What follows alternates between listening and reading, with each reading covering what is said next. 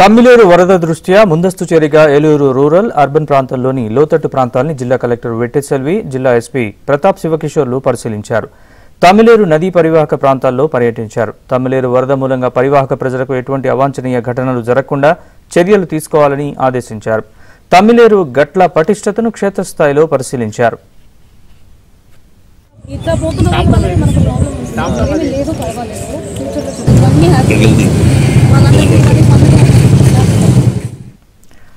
బలహీనమైన చోట్ల ఇసుక బస్తాలు వేయాలని కలెక్టర్ వెట్టెసెల్వి ఆదేశించారు. గండిపడే ప్రమాదం ఉంటే వెంటనే దిగువ ప్రాంతాల ప్రజల్ని అప్రమత్తం చేయాలని సూచించారు.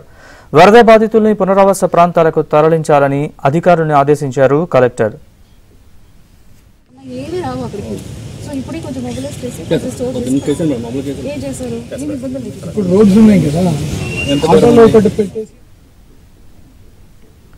కృష్ణా